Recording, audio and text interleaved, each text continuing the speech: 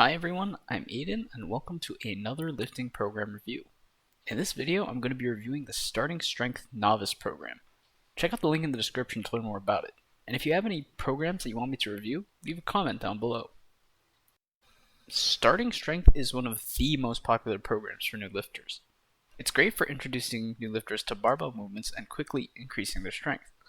It's a little more complicated than other beginner programs like StrongLifts 5x5 or Frax GSLP, but it also has different phases based on your progress.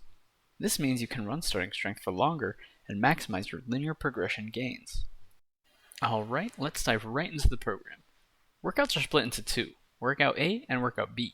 You train 3 days per week with at least 1 day of rest in between each workout and alternate between Workout A and B. There are also 3 phases of the program. In Phase 1, for Workout A, you do the squat, bench press, and deadlift. For Workout B, you do the squat, overhead press, and deadlift. Every lift is performed for 3 sets of 5 reps, except for the deadlift, which is performed for 1 set of 5 reps. You should try adding 15 to 20 pounds to your deadlift, 10 pounds to your squat, and 5 to 10 pounds to your overhead press and bench press every workout. Phase 1 lasts 1 to 3 weeks, and your squat should be 40 to 50 pounds higher than it started. Your deadlift should be 50 to 70 pounds higher than it started, and your overhead press and bench press should be 15 to 20 pounds higher than they started. In Phase 2, for Workout A, you do the squat, bench press, and deadlift. For Workout B, you do the squat, overhead press, and power cleans. Every lift is performed for 3 sets of 5 reps, except for the deadlift, which is performed for 1 set of 5 reps. You alternate deadlifts and power cleans because your deadlift is now heavy enough that doing it 3 days per week is difficult to recover from. The power clean will help increase your deadlift strength without fatigue from high frequency deadlifting. You should add 5 pounds to all your lifts every workout.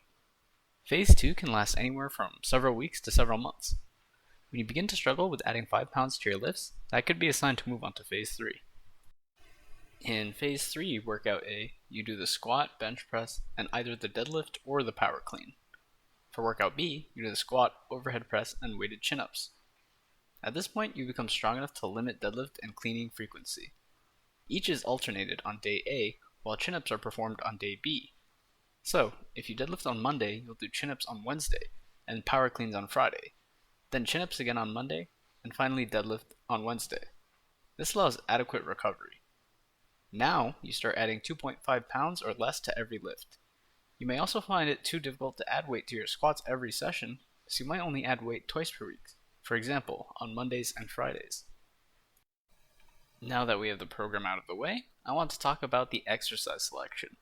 The program is made up entirely from compound movements, which is perfect for beginners.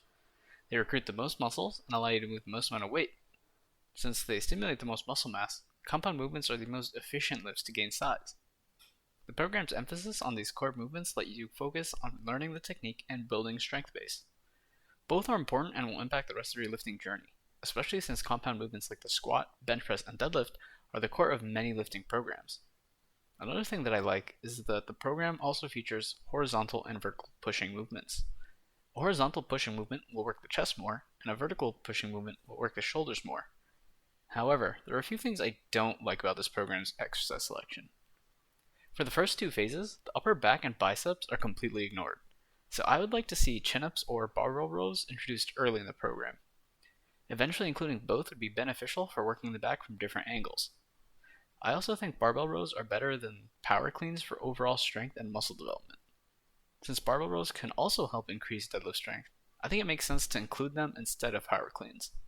So, if I were to change the program, I would have alternating chin-ups and barbell rows starting in Phase 1. I would also alternate deadlifts with squats since they both target muscles in the lower body. This also means you wouldn't squat every session, which lets you progress more gradually and ensures your legs recover between workouts. Another important part of the program that I want to talk about is the volume. In this program, you have good volume for legs, chest, shoulders, and triceps.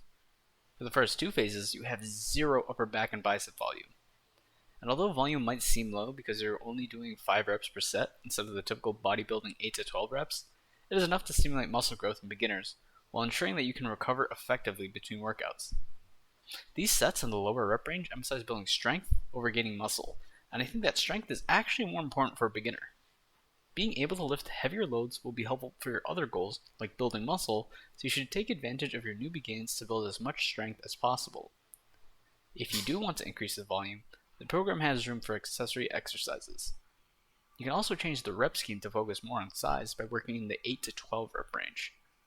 Personally, I think the back volume is a little low, which is why I recommended adding barbell rows to the program. Another thing that I think this program is missing is sets for as many reps as possible. Since beginners tend to underestimate their strength, and their strength grows faster than the weight on the bar, these sets to failure ensure a good training stimulus even if the weights are too light. Sets to failure also let you get an extra volume after a deload, which can help you build more muscle and break through strength plateaus. Another feature of this program that I want to talk about is its frequency. I like the frequency because you get to practice technique on the main lifts often, and you're hitting each body part 3 times a week with at least 1 day of rest in between. Studies have shown muscle protein synthesis to be elevated for up to 48 hours after training, and this training schedule allows you to maximize muscle protein synthesis while getting enough rest. For more intermediate lifters on a program with more volume and pushing closer to failure, I would recommend resting at least 2 days between working the same muscle groups. Finally, I want to talk about progression. In this program, you are adding weight to every exercise, every workout. The program also recommends making larger jumps at first, which is good because the body adapts much faster earlier on, and adding more weight could help you if you underestimated your strength and started too light. This is the best way to progress as a beginner because you will maximize your strength gains as a new lifter. But as you become a more experienced lifter, you will not be able to keep adding weight to the bar every session. One thing I noticed is that this program does not address what to do if you fail to complete all your sets and reps. I would recommend taking 10% of the weight off the bar the next time you perform that lift. If you are consistently failing, it might be time to move on to another program. Overall, this program is great for complete beginners.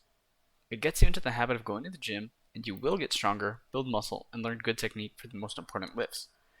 But it isn't as simple as other beginner programs for a few reasons.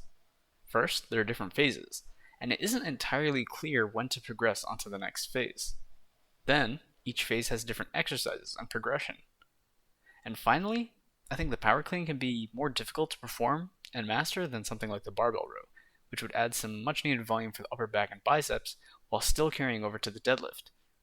But it's still a good program that can help you make gains for several months. And by that point, you will have made excellent strength gains and could move on to a more advanced program like full or push-pull legs.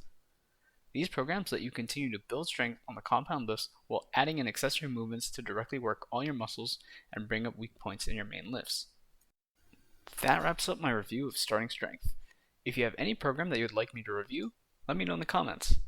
If you want to know which lifting program to move on to next, check out my reviews for full and push-pull legs here. Thank you for watching, and if you enjoyed this video, please give it a like and consider subscribing.